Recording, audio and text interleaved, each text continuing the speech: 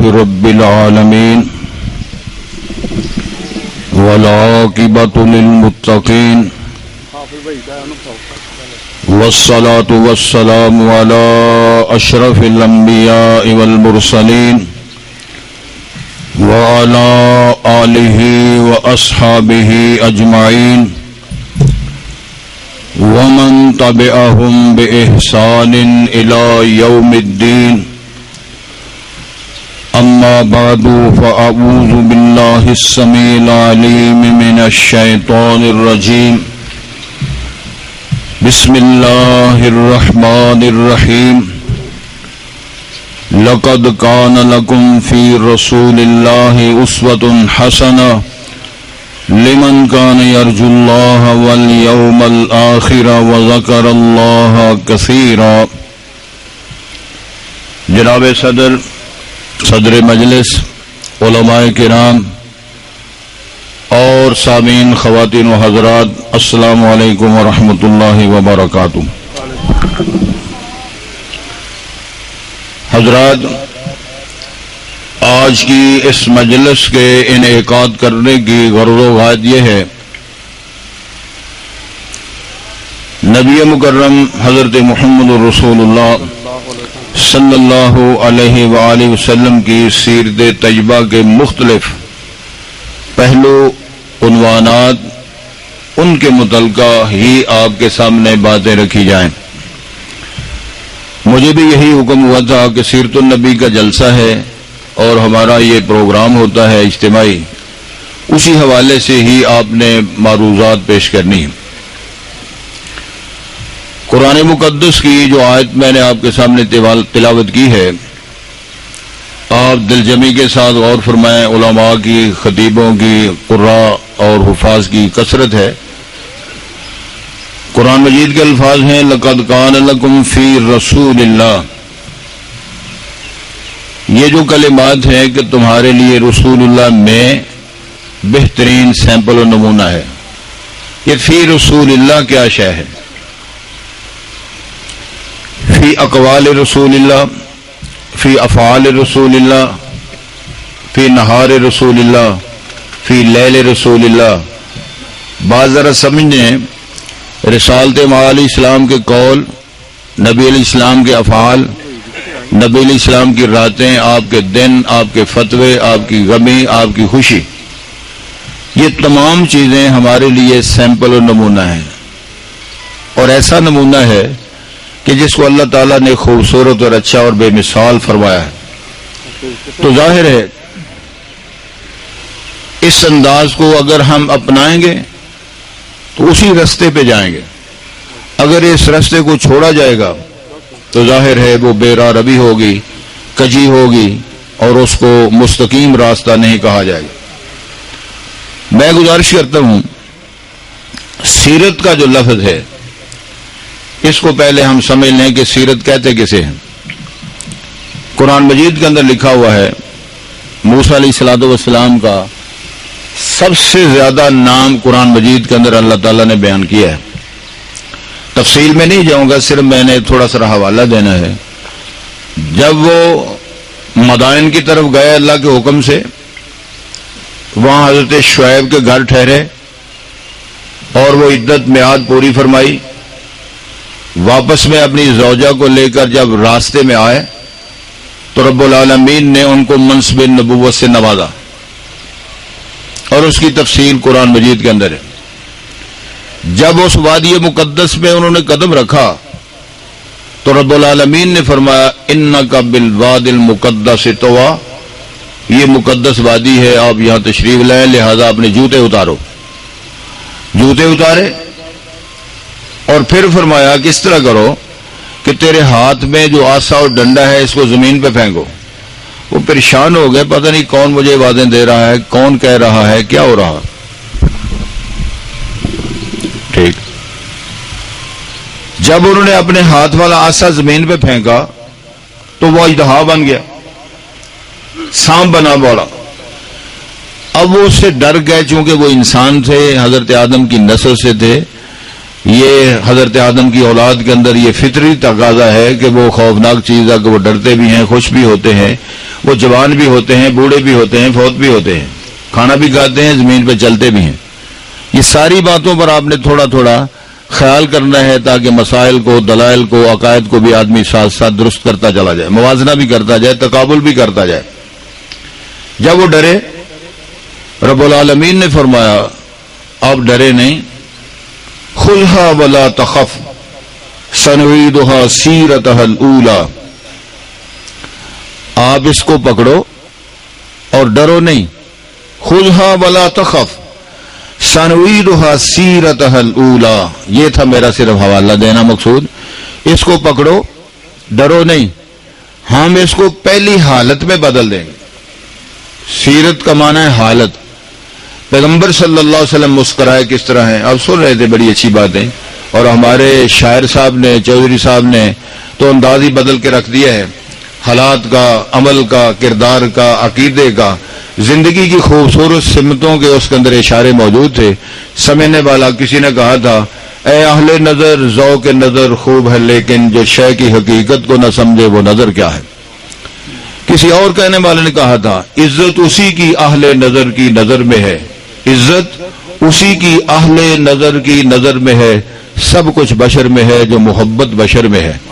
تو یہ تقاضے ہوتے ہیں. انسان جب غور کرتا ہے، معنی کو سمجھتا ہے، استدلال کرتا ہے، تقابل کرتا ہے، تو لازمی بات ہے کہ اس کے دل پہ اس کا اثر بھی ہوتا ہے، قبول بھی کرتا ہے، رشک بھی کرتا ہے اور آمادہ بھی ہوتا ہے.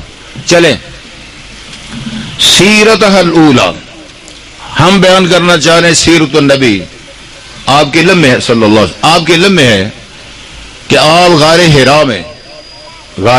حرا میں اس تعبد، اس تحنس، اس خلوت اور اس عبادت میں مصروف تھے. اچانک انہوں نے ایک ایسی شے دیکھی جس کی تفصیلات صحیح بخاری کے اندر موجود ہے. وہ حضرت جبرائیل امین تھے اپنی اصلی شکل میں، اور حضرت جبرائیل علیہ السلام کے 600 پر ہیں. سید الملائکہ، قرآن مجید کا لکھا ہوا ہے مثنی و ثلاث و رباع، 2 پروں والے، 3 پروں والے، 4 پروں والے بھی فرشتے ہیں، لیکن سب سے بڑا لیڈر، کمان جس کے ہاتھ میں ہے، سید الملائکہ، وہ جبرائیل امین ہے، اور ان کے 600 پر تھے، اور 600 پر ہی کھولے ہوئے تھے. اب علماء سے پوچھیں، قراء سے پوچھیں، مفسرین، محدثین، اہل علم، محققین موجود ہیں، تفسیریں، کتابیں، بڑا کچھ لکھا ہوا ہے. وہ کس شے کا پر ہے، کس مٹیریل کا پر ہے، وہ کس طرح سیٹنگ ہے اس کی 600 پروں کی، یہ میرا رب جانتا ہے. اور ہم نے نبی مکرم صلی اللہ علیہ وسلم کی زبان سے صحابہ نے سنا، صحابہ سے تابعین نے سنا، تابعین سے تبع تابعین نے سنا، اس طرح اہل علم سنتے ہیں اور ہم تک یہ بات پہنچی. آپ نے فرمایا تھا جبرائیل علیہ السلام کے کتنے پر ہیں؟ 600. میں صرف ایک آئیڈیا دینا چاہتا ہوں تاکہ آپ کے ذہن میں ایک تصور آ جائے. حضرت لوط علیہ السلام کی نافرمان بستیوں کو اللہ رب العزت کے حکم سے حضرت جبرائیل علیہ السلام نے ایک پر کے ساتھ اٹھایا تھا اور اٹھا کر بستیوں کو آسمان تک لے گئے تھے. کسی دنیا کے اندر کسی ملک نے، امریکہ نے، برطانیہ نے، آسٹریلیا نے، جرمن نے، انڈیا نے اور کسی ملک نے کوئی ایسی مشین بنائی ہے، ایسی کوئی کرین بنائی ہے جو کسی بستی کو اٹھا لے، کسی ڈیرے کو اٹھا لے، کسی پہاڑ کو اٹھا لے؟ تو وہ کس مٹیریل کا پر ہے ہم یہ بھی اندازہ نہیں کر سکتے، لیکن ایمان لانا پڑے گا کیونکہ اللہ کے نبی نے فرما دیا ہے، قرآن کے اندر بیان آ گیا ہے، رسالت مآب نے ارشاد فرما دیا ہے، وہ میرے رب نے وہ سیٹنگ کی ہے. جبرائیل علیہ، یہ ایمانیات کا حصہ ہے. زبان رسالت نے اعلان کیا ہے اور زبان رسالت کے اعلان کو ماننا ایمانیات کی بنیادی حیثیت رکھتا ہے. کیا میں کہنا چاہتا ہوں؟ 600 پر کھلے ہوئے وہ فرشتہ، وہ حتیٰ کہ وہ قریب آتا گیا، قریب آتا گیا. نبی علیہ السلام نے فرمایا کہ وہ میرے قریب اتنا آیا کہ اس مجھے آ کر اتنا دبایا، قریب تھا میری ہڈیاں ٹوٹ جائیں. اس نے کہا اقرا، پڑھو. میں نے جواب دیا ما انا بقارن، میں پڑھا ہوا نہیں ہوں، میرا دنیا میں کوئی استاد نہیں ہے. پھر اس نے مجھے دبایا، پھر کہا اقرا، پھر چھوڑا، پھر ایسے ہوا. 3 بار جب ہوئی تو اس نے کہا اقرا بسم ربک الذی خلق. بات توجہ کے ساتھ سماعت فرمائیں حضرات. یہ سبق پڑھایا اقرا بسم ربک الذی خلق خلق الانسان من علق. وہ 5 آیات چھوٹی چھوٹی پڑھا کے وہ چلے گئے. اب رسالت مآب کی حیثیت کیا ہے؟ یہ سید ولد آدم ہیں، امام الانبیاء رحمت عالم بننے والے ہیں، ختم نبوت کا تاج اللہ ان کو پہنانے والے ہیں، جرأت، بہادری، دلیری، حوصلہ، تمام چیزیں اللہ رب العزت نے فائق حیثیت میں ودیت فرمائی ہیں، لیکن اس کے باوجود کب کبھی تاری ہے، پریشان ہے، زملونی یہ کہتے ہوئے گھر تشریف لائے، اور سب سے پہلے حضرت خدیجہ رضی اللہ تعالی عنہا سے آ کر فرمانے لگے مجھے کمبل دو، مجھے سردی محسوس ہو رہی ہے، مجھے اپنی جان کا خطرہ ہے، میں محسوس کر رہا ہوں کہ میری جان ضائع ہو رہی۔ انہیں پوچھا ماذا رأیتا، توجہ جی، اما جی خدیجہ نے پوچھا ماذا رأیتا، آپ نے کیا دیکھا ہے؟ تو حدیث کے الفاظ ہیں بقص علیہ القصص، آپ نے ساری تفصیل سنائی۔ خدیجہ میں نے ایسی شے دیکھی ہے جس نے پورے افق کو ڈھانپا ہوا تھا، وَدَنَا مِنِّي شَيْئًا فَشَيْئًا، میرے وہ قریب آتی کہ حتیٰ کہ ایسے ایسے ایسے ہوا ہے، لہذا مجھے جان کا خطرہ ہے، مجھے کمبل دو، مجھے سردی لگ رہی ہے، میں فوت ہونے والا ہوں، فلاں فلاں باتیں انہوں نے فرمائی۔ تو جواب میں ماں جی نے فرمایا کلا واللہ لا یخزیک اللہ ابدا، ایسے نہیں ہے، میں اللہ کی قسم اٹھا کے کہتی ہوں اللہ آپ کو کبھی ضائع نہیں کرے گا۔ یہاں سے ہمارے موضوع کی بات شروع ہو رہی ہے، کلا اللہ کی قسم اللہ آپ کو کبھی ضائع نہیں کرے گا۔ کیوں؟ انک لتصل الرحم، آپ صلہ رحمی کرنے والے، آپ مہمان نوازی کرنے والے ہیں، آپ تحمل الکل، لوگوں کے بوجھ اٹھانے والے ہیں، وتعین علی نوائب الحق، حقیقت مند ضرورت مند جو لوگ ہیں ان کی مدد کرنے والے ہیں۔ جس بندے کے اندر یہ صفتیں ہوں اللہ اس کو کبھی ضائع نہیں کرے۔ میں جو بات کہنا چاہ رہا ہوں وہ یہ ہے کہ آج آپ محمد بن عبداللہ سے محمد الرسول اللہ بن گئے ہیں، یہ وہ پہلی تاریخ تھی، اور جب آپ نے گھر آ کر بیان فرمایا وہ آپ کی پہلی حدیث تھی، حدیث بھی پہلی تھی، تاریخ الحدیث بھی پہلی تھی، تاریخ الحدیث بھی پہلی، حدیث بھی پہلی، جو آپ نے غار سے نکل کر گھر آ کر بیان فرمایا کہ انی رائیت قضا و قضا و قضا بدنا منی شیئن فشیئن، یہ جو الفاظ یہ آپ نے زبان سے بیان فرمایا، یہ حدیث رسول، حدیث مصطفیٰ، اور یہ پہلی تاریخ پہلی حدیث۔ اب ظاہر ہے آپ کی ڈیوٹی لگی، آپ نبی بن گئے ہیں، توجہ فرمائیں جی۔ کیا اب آپ نے لوگ سامنے تعارف کیا کروایا ہے کہ میں ہاشمی ہوں، میں قریشی ہوں؟ جس طرح آج ہماری معاشرت میں ہم تعارف فرماتے ہیں، معذرت کے ساتھ کو محسوس نہ کرے، میں جٹ ہوں، میں ٹوانا ہوں، میں ٹیما ہوں، میں چٹا ہوں، میں فلاں ہوں، میں وہ لغاری ہے، مزاری ہے، بٹمانا ہے، وہ فلانا ہے، یہ نہیں آپ نے تعارف کروایا۔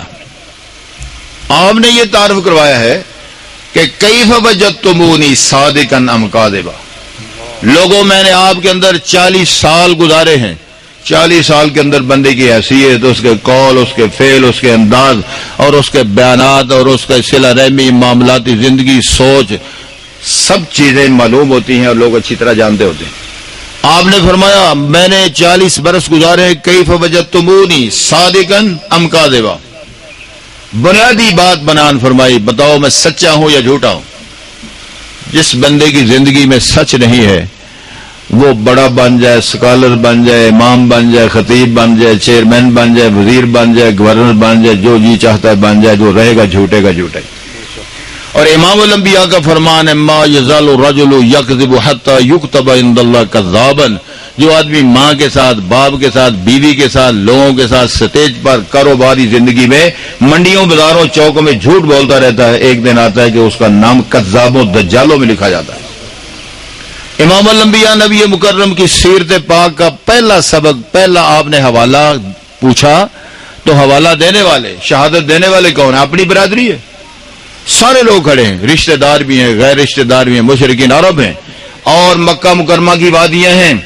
آپ نے فرمایا مجھے بتاؤ کیف وجدتمونی، تو قوم نے جواب دیا جربناک مرارا ما وجدناک الا صادقا و امینا، قوم نے کہا ایک بار نہیں تجربہ کیا، جب بھی تجربہ کیا تیرے جیسا امین نہیں پایا، تیرے جیسا سچا نہیں پایا۔ سب سے زیادہ سچائی، سب سے زیادہ امانت داری امام الانبیاء نبی مکرم صلی اللہ علیہ وسلم کی سیرت پاک کا یہ پہلا درس ہے۔ تو جس بندے نے جھوٹ نہیں چھوڑا، سچ نہیں اپنایا، وہ بندہ جلسہ کرے، وہ کاروبار کرے، وہ بیان کرے، وہ درس دے، وہ خطبہ دے، وہ جمعہ دے، میں دعا کرتا ہوں اللہ ہمیں ہدایت نصیب فرمائے، اے اللہ ہمیں وہ رستہ نصیب فرما۔ میں 2-3 حوالے بھی دینا چاہتا ہوں تاکہ بات سمجھنا آسان ہو جائے۔ امام الانبیاء نے سودا کیا، صلی اللہ علیہ وسلم سودا کیا مکہ مکرمہ، ہجرت سے پہلے کی بات ہے، بدو سے سودا کیا، گھوڑا خریدا، گھوڑا خرید کے آپ اس کو ساتھ لائے کہ میں گھوڑا لیتا ہوں تو یہ معاوضہ دیتا ہوں۔ ظاہر ہے کسی نے کہا تھا ایک ہی چکر کے آنے سے جہاں چکر میں ہے، بچے بوڑھے اور جوان چکر میں ہے، کہہ رہا ہے آسماں کے سارا جہاں چکر میں۔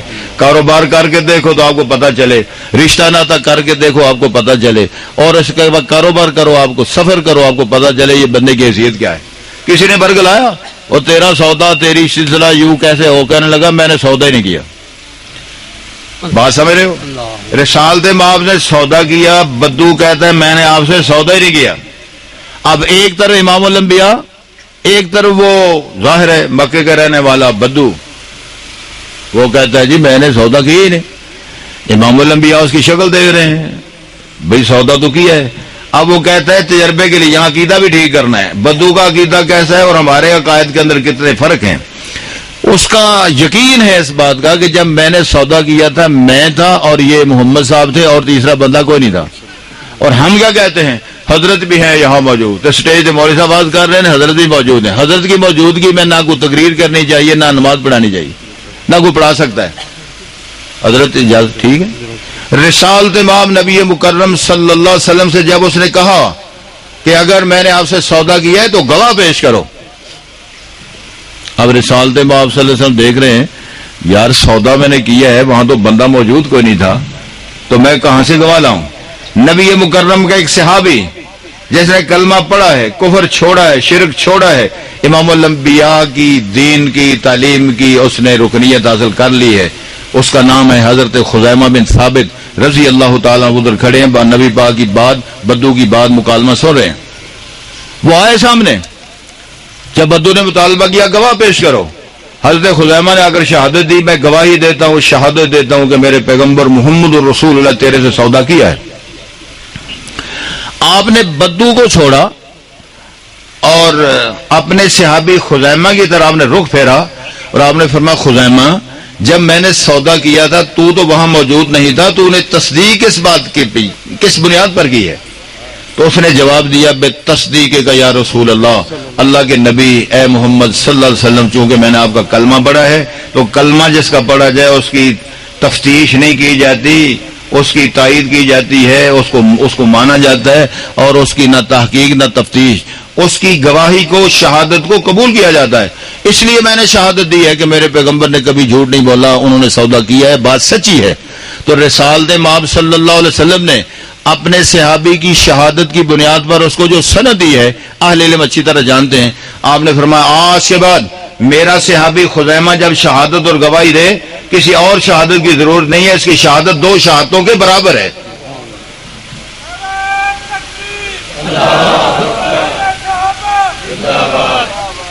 ایک شہادت حضرت خزیمہ کی دو گواہیوں کے برابر ہے، اس کے تصدیق کا، رسالت مآب کی امانت دیانت پر یقین رکھنے کا یہ بات۔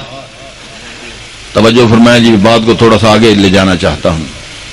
انہوں نے بھی اس بات کی تائید کی ہے کہ پیغمبر کی زبان سے جو نکلتا ہے وہ سچ ہوتا ہے۔ رسالت مآب کا کاتب وحی صحابی وہ لکھتے جا رہے ہیں، لوگوں نے پوچھا حضرت آپ لکھتے جا رہے ہو، کبھی آپ ناراض ہوتے ہیں، کبھی راضی ہوتے ہیں، کبھی کچھ فیصلہ ہوتا ہے، کبھی فتویٰ ہوتا ہے، کبھی آپ ڈانٹ پلا رہے ہوتے ہیں، کبھی آپ خوشی کی خبر سنا رہے ہوتے ہیں، سب کو لکھتے جا رہے ہو، کچھ چیزیں لکھو کچھ نہ لکھو۔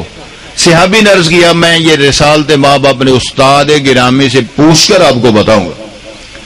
رسالت مآب سے پوچھا کہ بعض ساتھی اس طرح کہتے ہیں مجھے کیا حکم ہے، کیا ارشاد ہے؟ آپ نے پتہ کیا فرمایا؟ جو لوگ سو رہے ہیں نا ان کو ذرا جگاؤ، میری طرف دیکھیں، کوئی بندہ سر نیچے نہ کرے، آنکھیں بند نہ کرے، میری طرف دیکھ کے جاگ کے وہ نظریں اٹھا کے دیکھ۔ نبی مکرم صلی اللہ پوچھا گیا تو آپ نے اپنے منہ مبارک کی طرف اشارہ کر کے فرمایا اکتب کل شیء واللہ ما یخرج منہ الا حق، ہر چیز لکھا کر، اللہ کی قسم ہے میری زبان سے حق کے علاوہ کچھ نہیں نکلتا۔ یہ آپ نے فرمایا۔ قرآن مجید کے اندر آیت موجود ہے، علماء کرام کی موجودگی میں عرض کرتا ہوں، اللہ نے فرمایا اے میرے رسول، اے میرے پیغمبر، اے میرے محبوب صلی اللہ علیہ وسلم، انک لتہدی الی صراط مستقیم، جو بھی آپ رہنمائی فرماتے ہیں صراط مستقیم کی فرماتے ہیں۔ تیرا قول، تیرا فعل، تیرا اشارہ، تیری رغبت، تیرا فرمان، تیرا منع کرنا، تیرا حکم کرنا صراط مستقیم کی رہنمائی ہے۔ آپ نے جب ملوک کو بادشاہوں کو خط لکھنے شروع کیے، اندازہ فرمائیں ماحول کیا ہے، آپ کے ساتھ ساتھی کتنے ہیں، آپ کو مجبور کر دیا کہ مدینہ منورہ میں آنے کا، آپ وہاں کے آپ کا مولد ہے، محبت وحی ہے، ہاشمی قریشی خاندان ہے اور ام القری بستی کے چشم و چراغ ہیں۔ حالات کا تقاضا یہ تھا کہ آپ کو مکہ چھوڑنا پڑا اور مدینہ منورہ تشریف لائے۔ حالات بدلتے گئے، غزوہ بدر، غزوہ احد، چلتے چلتے احزاب، پھر حدیبیہ، پھر فتح خیبر، پھر مکہ مکرمہ فتح ہوتا ہے۔ آپ کے علم میں یہ ساری باتیں، رسالت امام نے مکہ فتح ہونے کے بعد بادشاہوں کے نام خط لکھنے شروع کیے، دعوتی خط۔ اس وقت کی بڑی حکومت، دو بڑی حکومتیں تھیں، رومی حکومت اور کیسر و کسرا جس کو بولتے ہو، ایرانی حکومت۔ کیسر و کسرا کی دو بڑی حکومتیں۔ رومی حکومت کے نام آپ نے خط لکھا۔ خط میں کیا لکھا؟ السلام علی من اتبع الہدی۔ یہ غیر مسلم قوموں سے دوستیاں چھوڑنی پڑیں گی، وہ حکومتیں ہوں، وزراء ہوں، امراء ہوں، گورنر ہوں، چیئرمین ہوں، میئر ہوں، یا چودھری ہوں ڈیروں کے، یہ 2 4 10 مربوں کے مالک ہوں۔ یہ میری بات توجہ کے ساتھ سماعت فرمائیں۔ نبی مکرم حضرت محمد الرسول اللہ نے پہلا جملہ لکھا، السلام علی من اتبع الہدی۔ سلامتی ان لوگوں کے لیے ہے جو ہدایت قبول کرتا ہے، ہدایت کے راستے پہ آتا ہے۔ جو ہدایت کے راستے پر نہیں ہے وہ سلامتی میں نہیں رہ سکتا، نہ اس پر سلامتی آ سکتی ہے۔ دوسری بات آپ نے فرمائی، اسلم تسلم، مسلمان ہو جاؤ، سلامتی میں رہنا۔ گویا کہ آپ نے خط لکھا، جس طرح آج ہمارے ساجد میر صاحب یا ہمارے علماء کرام حفاظ جس طرح ہیں، خط لکھیں، امامہ کے نام خط لکھیں، انسان بن کے مسلمان ہو جا، اور ہم نے یہاں جمعہ رکھا ہے تو انہیں پہلی سال میں آگے جمعہ پڑھنا ہے۔ مثال دی ہے میں نے۔ اسی طرح کوئی دوسرے ملک کے بہت بڑے ان کے امیر کو یا صدر کو یا وزیر کو خط لکھے، بدماشیاں چھوڑ دو، بندے سے پتر بن کے آ جاؤ، ہم نے جلسہ کرنا ہے، تو انہیں آ کر وہاں صفوں میں لوگوں کو پانی پلانا ہے۔ بینی اس معیار کا خط تھا، اسلم تسلم، ٹھیک ہو جاؤ، سلامتی میں آ جاؤ گے۔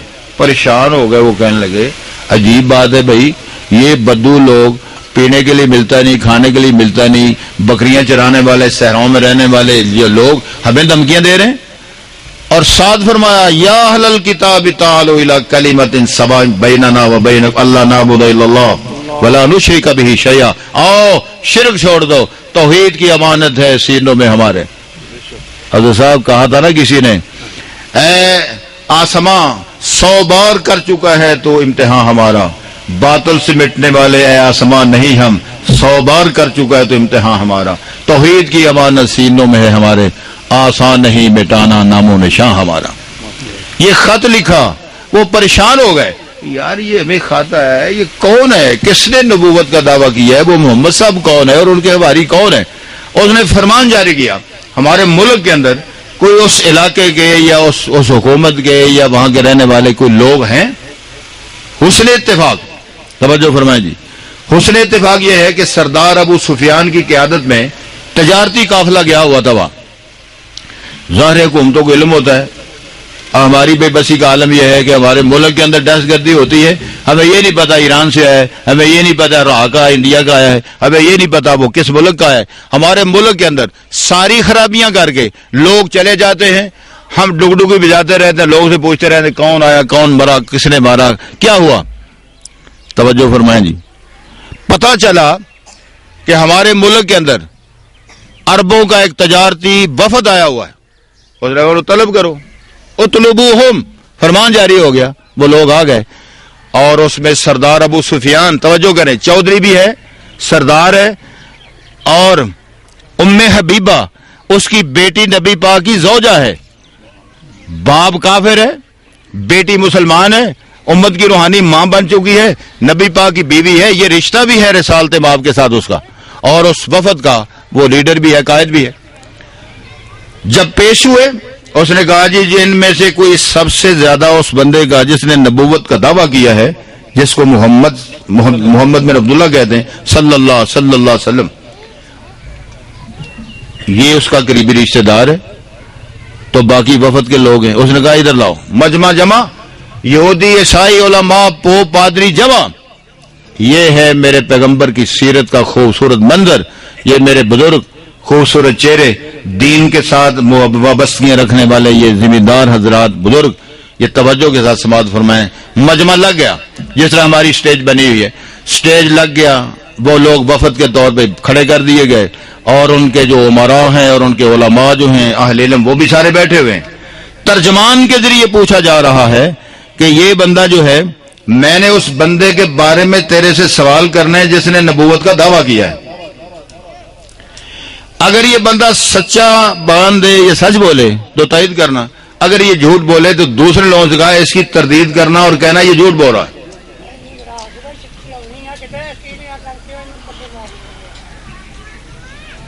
وہ یہ چل تھلے کر لیا یار، وہ بزرگ ڈال گئے، سیدھی نہ کر پٹی کر لیں. میری طرف دیکھیں جی، جب یہ منظر بنا، خوبصورت منظر بنا، سردار ابو سفیان بیٹھے ہوئے، ترجمان سوال کرنے والا ہے، اور سب سے پہلا سوال کیا ہوتا ہے؟ یہ سارا چیپٹر میرے محمد الرسول اللہ کی سیرت ہے، اور یہ ساری تفصیل صحیح بخاری میں. پہلا سوال کیا جی، جس بندے نے نبوت کا دعویٰ کیا ہے اس بندے کا حسب نسب کیسا ہے؟ ادھر ہوتا ہے نا، کوئی پتہ نہیں بندہ ہے کون، اس کی نسل، اس کا اخلاق، اس کا کردار، اس کے والدین، اس کا خاندان، حسب نسب، برادری، کوئی پتہ نہیں کون ہے، لیکن جی کھڑا ہے، قتل کھڑا ہے، بس کھڑا ہے. اور مجھے ایک بندے نے ایک دفعہ ٹیلی فون کیا، الیکشن کا دور تھا، شیخ صاحب آپ کو پتہ ہے؟ میں مجھے نہیں پتا، میں کھڑا ہوں، الیکشن سے گلوتا. میں کہا جی میری دعا اللہ آپ کو کھڑا رکھے. وہ ہون تک گلوتا ہے، بزرگ گلوتا رہا نا، میں انہوں بایا بھی کسی نے. حضرات بعد میں یہ کرنا چاہتا ہوں، اس نے پوچھا اس بندے کا حسب نسب کیسا ہے جس نے نبوت کا دعویٰ کیا ہے، کافر ہے، مخالف ہے، دشمن ہے دین کا بھی ویسے بھی. کہتا ہے جس خاندان کا وہ بندہ ہے وہ خاندان بڑا شریف ہے، بڑے حسب نسب والے ہیں، ہاشمی قریشی خاندان کا چشم و چراغ ہے، بڑا عمدہ خاندان ہے ان کا. دوسرا سوال اس نے یہ کیا کہ یہ بتاؤ کہ اس کے آباء و اجداد میں کبھی کوئی بادشاہ ہوا ہے، کوئی چیئرمین، کوئی وزیر، کوئی کسا؟ کہنے لگے نہیں، آج تک کوئی بادشاہ نہیں ہوا. کیا اس کے خاندان میں کبھی اس قسم کا کسی نے دعویٰ کیا ہے؟ کہنے لگا نہیں. اگلا سوال توجہ کریں جی. وہ پوچھتا ہے جس بندے نے نبوت کا دعویٰ کیا اس میں کبھی جھوٹ بولا ہے؟ پھر سن لو، کافر سوال کر رہے ہیں، کافروں سے سوال کر رہے ہیں، اور علماء کی مجلس، ان کے علماء کی مجلس جو عیسائی بیٹھے ہوئے ہیں، وہ پوچھتے ہیں محمد الرسول اللہ کے متعلق انہوں نے نبوت کا دعویٰ کیا، کبھی ان کا جھوٹ ثابت ہے؟ وہ سارے علی روش الاحداث بیان دیتے ہیں، آج تک ان کا کبھی جھوٹ ثابت نہیں. تو جس پیر نو بڑیا پیر نہ جاوے، کیوں جی بزرگو، اس پیر نو کی کرنا ہو تو جدا سچی کدی ثابت نہیں، اس کو نبی بنایا جائے، اس کو وزیر بنایا جائے، اس کو چودھری بنایا جائے، کیا بنے گا اس قوم کا، اس ملت کا؟ نبی مکرم کا جھوٹ کہتے ہیں آج تک ثابت نہیں، ہمیشہ سچ ہی بولا. پھر اور اس نے بات پوچھی اس کے ماننے والے کیسے ہیں؟ کہنے لگے جی زیادہ مریڑے ہیں، کوئی تگڑا بھی بندہ ہے، ماننے والے کمزور ہیں. ٹھیک ہے. پھر اس نے پوچھا کیا ان کی تعداد بڑھ رہی ہے یا کم ہو رہی ہے؟ کہنے لگا جی وہ تو بڑھتے چلے جا رہے ہیں، کم نہیں ہو رہے. پھر اس نے پوچھا اس کے دین یا پابندیوں کی وجہ سے کوئی بندہ تنگ آ کے کوئی چھوڑ کے نفرت کر کے چھوڑ کے چلا گیا؟ تو اس کا خلاصہ یہ ہے جس نے ایک بار تکیا وہ مڑ کے نہیں اٹھ سکیا. جس نے ایک بار تکیا وہ مڑ کے نہیں اٹھ سکیا. جو آیا ہے کٹ تو گیا ہے، چر تو گیا ہے، مر تو گیا ہے، لیکن پیچھے نہیں ہٹا. باتیں اور بھی ہیں لیکن میں آنا چاہتا ہوں اپنی بات کی طرف. آخر میں اس نے پوچھا ماذا یقول لکم، ماذا یقول لکم، وہ نبوت کا دعویٰ کرنے والا، محمد الرسول اللہ بننے والا، رحمت عالم کا تاج جس کو پہنایا گیا، ختم نبوت کا تاج پہنایا گیا، وہ تمہیں کہتا کیا ہے؟ صحیح بخاری کے الفاظ وہ کہتے ہیں لوگوں اعبدوا اللہ وحدہ ولا تشرکوا بہ شیئا. سب سے پہلی بات، پہلی دعوت، سب سے پہلی سیرت کا عنوان اعبدوا اللہ وحدہ، ایک اللہ کی عبادت کرو، ایک اللہ کو پوجو.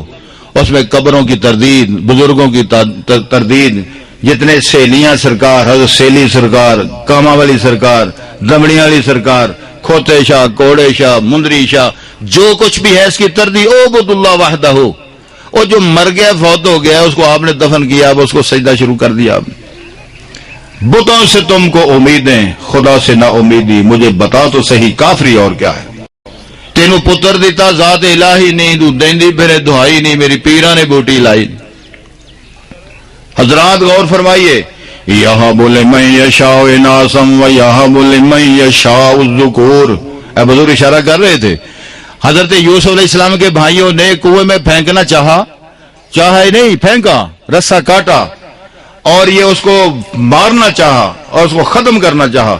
عرش کے مالک نے جس کے بارے میں حکم دیا جائے اعبدوا اللہ وحدہ، ایک کی عبادت کرو، بیدہ ملکوت کل شیء، تبارک الذی بیدہ الملک وہو علی کل شیء قدیر، هو الاول والآخر والظاہر والباطن وہو بکل شیء علیم. قل اللہم مالک الملک تؤتی الملک من تشاء وتنزع الملک ممن تشاء وتعز من تشاء وتذل من تشاء بیدک الخیر انک علی کل شیء قدیر. رب العالمین نے فرمایا تم کنویں میں پھینک رہے ہو، تم کنویں میں پھینک کے چلے جاؤ، میں کنویں سے نکال کر مصر کے تخت پہ بٹھایا اور پھر تمہیں کشکول پکڑا کے، غریب کر کے کشکول پکڑا کے اس کے دیوان تک، ایوان تک نہ پہنچایا، مجھے رب نہ کہنا. حالات آئے، بدلتے گئے زمانے، دنیا میں بدلتے رہتے ہیں وزراء بھی، شاہ بھی، لیڈر بھی، مگر قرآن نہ بدلا جائے گا، اصول نہ بدلا جائے گا، فرمان نہ بدلا جائے گا. حالات پیدا ہوئے، وہی بھائی کشکول لے کر گئے، ایک بار پہچان لیا، وہ ساری بات لمبی میرا موضوع نہیں ہے. تیسری بار جب گئے آخر بار، تو انہوں نے ایک بات کی جس سے پسیج گیا وہ نبی سٹیج پہ بیٹھنے والا. کہنے لگے بادشاہ سلامت، پیسے تھوڑے ہیں، مریڑے ہیں، بھوک ننگ ہو گئی ہے، ابے کی نظر ختم ہو گئی، برادری پریشان ہیں، بچے بچیاں رول گئے ہیں، دوسرے لفظوں میں کنگال ہو گئے ہیں، کھانے پینے کے لیے کچھ نہیں. وتصدق علینا، بادشاہ سلامت ہمیں آٹا بھی دو، صدقہ بھی کرو.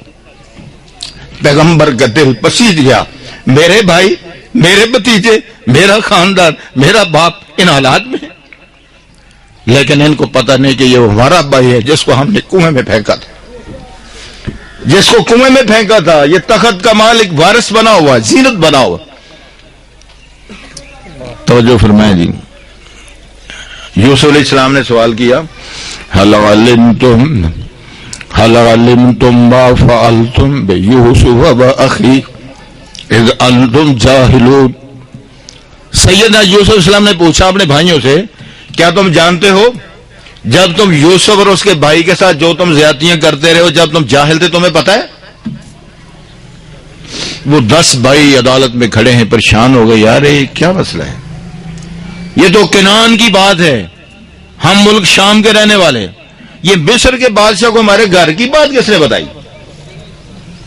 پریشان ہو گئے، کیا مسئلہ کیا ہے؟ آخر میں یہ تو ذہن میں بات آتی، ہو سکتا وہ مرا نہ ہو، کنویں سے نکل آیا ہو، لیکن میرے عزیزوں، میرے محترم بزرگوں، یہ ذہن میں نہیں آتا کہ کنویں سے نکل کر وہ والی تخت کا بن گیا ہو. یہ تو آتا ہے ہو سکتا ہے چھوٹی موٹی ملازمت مل گئی ہو، چھوٹا موٹا کاروباری بن گیا ہو، یہ خیالات نہیں آتے. لیکن اللہ رب العزت نے سارے جذبات و خیالات ذہن سے نکال کر مجبور کر کے ان کو کہا، پوچھو کہیں یہی یوسف نہ ہو. وہ بھائی کہتے ہیں اِنَّكَ لَأَنْتَ یوسف. اے بادشاہ سلامت تمہارا نام یوسف تو نہیں؟ 40 سال کی داستان غم، کنویں سے نکالے گئے، عزیز مصر کے گھر رہے، اور بی بی ٹکر گئی، وہاں سے اللہ نے مچایا، جیلیں کاٹی، نظریں خراب ہو گئی والد محترم کے، مصیبتیں برداشت کی، کتنے کتنے کیس بنے، ان کو فیس کیا. توجہ، انہوں نے بھی کسی بات کو چھیڑا نہیں. جب پوچھا اِنَّكَ لَأَنْتَ یوسف، کہ جناب آپ یوسف ہیں؟ تو فوراً کہنے لگے انا یوسف وہذا اخی، میرا نام یوسف ہے، یہ میرا بھائی ہے. جو تبدیلیاں دیکھتے ہو نا، اس میں میرا کوئی کمال نہیں، عرش والے رب کا کمال ہے. قد من اللہ علینا، یہ اللہ نے ہم پہ احسان فرمایا. کہاں کنواں، کہاں مصر کا تخت. یہ امام الانبیاء نے دعوت دی ہے، اور لوگوں کس کے پیچھے پڑے ہوئے ہو؟ اعبدوا اللہ وحدہ ولا تشرکوا بہ شیئا، ایک اللہ کی عبادت کرو، اس کے ساتھ کسی کو شریک نہ ٹھہراؤ۔ اولاد اس سے مانگو، رزق اس سے مانگو، منصب اس سے مانگو، عزت اس سے مانگو، شفا اس سے مانگو۔ کیوں؟ یہ تمام چیزیں، ان العزت للہ جمیعا، اللہ یبسط الرزق لمن یشاء ویقدر، عزت اللہ دیتا ہے، روٹی اللہ دیتا ہے، یہ ساری چیزیں، اولاد، بیٹے بیٹیاں اللہ عطا فرماتا۔ لہذا انہوں نے پوچھا کہ وہ کہتا کیا ہے؟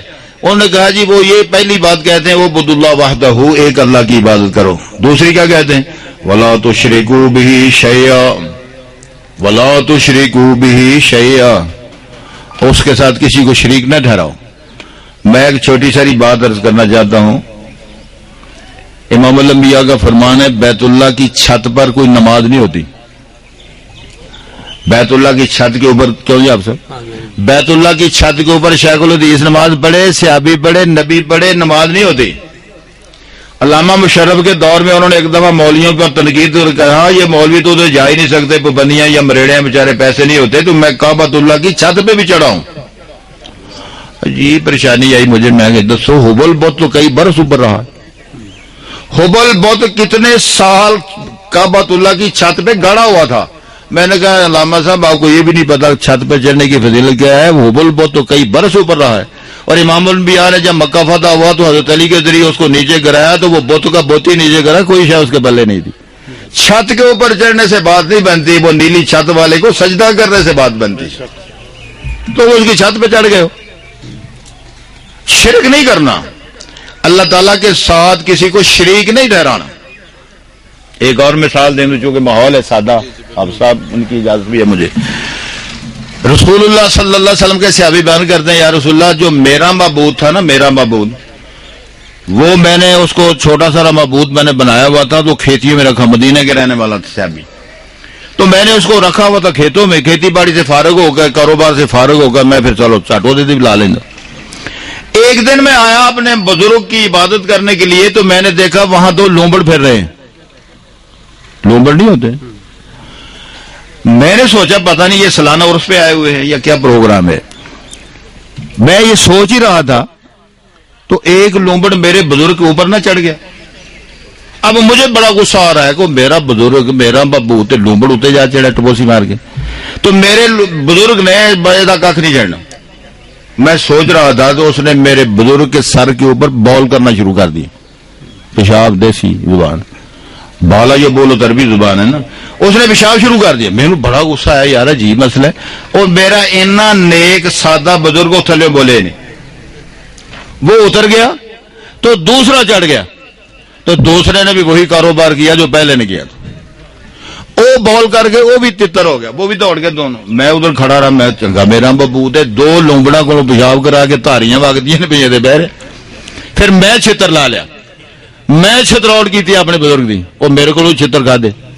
میں نے کہا رب یبول الثعلبان علی راسی، بھلا یہ رب ہو سکتا ہے کہ جس کے سر پہ دو لومبڑ پیشاب کر کے چلے جائیں، وہ نہ ہٹا سکے، نہ بول سکے، نہ غیرت کر سکے؟ ایسے رب نہیں ہوتے، رب تو غیرت مند ہوتے۔ وہ بات چھوڑ کے وہاں امام الانبیاء کے پاس آئے، کہنے لگے یا رسول اللہ یہ واقعہ ہوا ہے، تو رسالت مآب نے مبارک دی، شکر کر اللہ تعالیٰ نے اس گمراہی کو تیری ہدایت کا ذریعہ بنا دیا۔ رب یبول الثعلبان، میں ایک تحدیث نعمت کے طور پہ تھوڑا اشارہ کرنا ہے، میرے پردادے کا بھی میلہ لگتا ہے، پردادے کا میلہ لگتا ہے اور اس کے بھائی کا دو میلے لگتے ہیں، تو میاں جی کی اوپر جو قبر کے اوپر چادر ہے اس کے لیے بندہ رکھا ہے سنبھالنا۔ میں اپنی برادری کے لوگوں سے کہتا ہوں خدا کا واسطہ جی میاں نے تو پوچھو تھوڑی چادر نہ دا کون؟ چادر داتا صاحب کے قبر کی ہو اس کے لیے مجاور رکھا ہے چادر کی، جو اپنی چادر نہیں بچا سکتا تیری چادر چار دیواری کی حفاظت کیا کرے گا؟ میں تجھے بتاؤں، حضرت یونس علیہ السلام کو اللہ نے مچھلی کے پیٹ میں قید کر دیا اور فرمایا سبق پڑھ، اگر تو میرا پڑھا سبق نہ پڑھا مجھے اپنی عزت کی قسم ہے میں مچھلی بھی مرنے نہیں دوں گا، تجھے بھی مرنے نہیں دوں گا، قیامت کے دن تک مچھلی کے پیٹ میں رکھوں گا۔ کیا سبق پڑھایا؟ یہ سبق میں کہنا نہیں چاہتا، آپ ہی آپ پڑھو گے سارے، لا الہ الا انت، لا الہ الا انت، جو زندہ ہوتے پڑھو، جو بہت ہو گئے تو اللہ سے بول، لا الہ الا انت سبحانک انی کنت من الظالمین، اتنا رگڑا دیا کہ 40 دن تک حدیث کے الفاظ ہیں کہ جب یہ پڑھتے ہیں تو یہ آواز آگے عرش کے ساتھ ٹکراتی ہے. عرش کے اٹھانے والے فرشتوں نے پوچھا یا اللہ یہ آواز پہلے کبھی نہیں, کہاں سے آواز آتی ہے؟ عرش کے اٹھانے والے فرشتوں کو بھی علم نہیں ہے کہ آواز کہاں سے آ رہی ہے. اللہ نے فرمایا ہاں آواز تو آ رہی ہے لیکن میرا لاڈلا ہے بڑا ہے. یا اللہ لاڈلا کہاں گم کیا ہوا ہے؟ کہنے لگا میں نے اس کو سبق پڑھانے کے لیے بہت سے اگر رکھا ہے, دنیا میں ایسی جیل کو بنا ہی نہیں سکتا, نہیں بنا سکتا کچھ. اگر کسی کو پتا چل جائے وہ اس کو وہاں نکال ہی نہیں سکتا. کسی نے کہا تھا اسی لیے قادر وہ نہیں ہے جس سے بن سکتی نہیں ایک مکھی بھی, مکھی تو بنانا دور رہا ایک بال بھی بدلا جا نہ سکا. قادر وہ نہیں ہے جس سے بن سکتی نہیں ایک مکھی بھی, مکھی تو بنانا دور رہا ایک بال بھی بدلا جا نہ سکا. یونس نے پکارا اے اللہ, وہ بیٹھ گیا تھا کشتی میں پر حکم تیرا ٹل نہ سکا, وہ خود کو پال لگا نہ سکا. مجبور رہا محبوب تیرا, پسر کو کشتی میں بٹھا نہ سکا. حضرات غور فرمائیں, الہ وہ نہیں ہوتے, الہ وہی ہے اللہ لا الہ الا هو الحی القیوم لا تاخذہ سنۃ ولا نوم. یہ عقیدہ, یہ دوسرا سبق ہے. ولا تشرکوا بہ شیئا. انہوں نے پوچھا اور کیا حکم دیتے ہیں؟ وہ کہتے ہیں یامر بالصلاۃ, نماز پڑھنی ہے. اس میں وزراء عمراء خطبا ادبا چودھری لیڈر چیئرمین مستثنا ہے کوئی؟ اور ساڈا ایک چودھری مولوی صاحب وہ تایا بھی چودھری جی کنے مربے کا مالک آتا میں تایا نو آپ بیٹا تایا جی وہ نماز پڑھیے آتا یار میرے انتقال بڑی آتی جا تو آپ ہی پڑھیا. چودھری نماز تو انتقال ہوئے تے نبی پاک کو سکون آئے تو پھر موازنہ آپ کر لو سیرت النبی کے جلسے کا مطلب کیا ہے؟ امام الانبیاء تو مسجد میں جائیں تو آپ کے پاؤں زمین پہ رگڑ کھاتے جائیں. ہمارے پاس پجارو گاڑی بھی ہو اس پر بیٹھ کر مسجد تک نہ جا سکیں تو پھر آپ خود فیصلہ کر لیں کہ فیصلہ کدھر جا رہا ہے. نماز کا حکم دیتے ہیں. اگلا حکم دیتے ہیں وَيَأْمُرُ بِالصِّدْقِ کہ سچ بولنا ہے. مر تو آدمی جائے لیکن جھوٹ نہیں بولنا. کاروبار کا نقصان ہو جائے جھوٹ نہیں بولنا. ابے سے کئی دفعہ کہتے ہیں بندہ آیا کوئی تے پتر نو بندہ اندروں آندا ہے جا ابو کہندے نے کہ ابا جی گھر نہیں. اور سچا بچہ وہ جا کہتے ہیں ابو کو ہو رہے ہیں کہ ابا جی گھر نہیں. سمجھ لگی جی؟ اور بولی اپنی جی گل کی ہے نا. اپنے گھر میں بیٹھ کر بچے سے ہم کہتے ہیں جا جا کے کہہ دے کہ ابا جی گھر نہیں. وہ آتا ٹھیک ہے جی ابو جی آتے نے ابا جی گھر نہیں تو ابے دے کنی گریا. وہ ابا پاویں مولوی ہوئے ابا پاویں کاری ہوئے وہ پاویں چیئرمین ہوئے پاویں وزیر پاویں گورنر ہوئے تو پاویں راہ دا چودھری ہوئے وہ سارا کچھ پتہ تو چل جاتا ہے. سارے فراڈی کٹھے کیتے.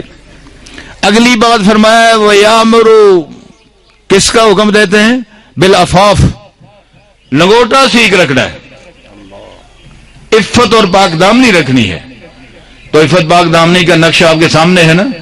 رات کی تنہائیاں ہیں, رات کی تنہائیاں, کوٹھی بند, سلسلے سارے اپنے اختیارات میں. عزیز مصر کی ٹبری کہتی کیا ہے سیدنا یوسف سے؟ ہے طلاق. ہے طلاق کا ترجمہ علماء مفسرین کو یاد ہے, پتہ ہے اس کا ترجمہ کیا ہے؟ کوئی عورت اپنے تمام انداز نسوانی انداز اپنا کے مرد کو جو دعوت دے سکتی ہے, سارے ترجمے اس کے اندر موجود ہیں. تو یوسف علیہ السلام نے فرمایا بی بی معاذ اللہ یہ تمہیں غلطی لگی ہے, ہمارا میدان نہیں. دوڑے, بی بی دوڑتی ہے, کرتا وہ کھینچ کھینچ کے پھاڑ ڈالتی ہے. وَاسْتَبَقَ الْبَابَ وَقَدَّتْ قَمِيصَهُ مِنْ دُبُرٍ یہ سارا نقشہ قرآن کے اندر موجود ہے. لیکن جب وہ کمرہ کھل گیا, دروازے کھل گئے, اگے اتباع گئے, وہ ختم کھلوتا ہے. وَاسْتَبَقَ الْبَابَ وَقَدَّتْ قَمِيصَهُ آگے کیا ہے؟ بَالْفَيَا سَيِّدَهَا لَدَى الْبَابِ بی بی نے فوراً مضمون بدل دیا. اور مضمون بدل کے پتہ کی کہتی ہے ما جزاء من اراد باهلک سوء, میں اس منڈے کو بچیاں کو اور اندی تے رگڑا لگ گیا. یوسف علیہ السلام پریشان ہو گئی, یا اللہ یہ اندر کی دعوت دے رہی تھی باہر کیا کہہ رہی ہے؟ اللہ میرا گواہ کوئی نہیں, اللہ میرا پرسان حال کوئی نہیں. رب العالمین نے فرمایا یوسف فکر نہ کر, اندر تو نے میرا خیال رکھا تھا, باہر میں تیرا خیال رکھوں.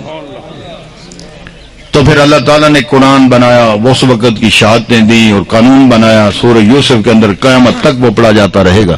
عفت اور پاک دامنی, لنگوٹا, اس کی حفاظت کرنی ہے، ایمان کی حفاظت، مرد ہو، عورت ہو، بچیاں ہو، بچے ہو، جوان ہو، سن لو، رسالت امام نے فرمایا تھا وہ نوجوان نشا فی عبادت اللہ، وہ نوجوان مرد عورت بیٹی بیٹا جو جوانی عبادت میں گزارے، قیامت والے دن بخشش ہی نہیں ملے گی، اللہ کے عرش کا سایہ بھی ملے گا۔ عفت اور پاک دامنی۔ دوسرا صلہ رحمی، صلہ رحمی کو کم، صلہ رحمی کیا ہوتا ہے؟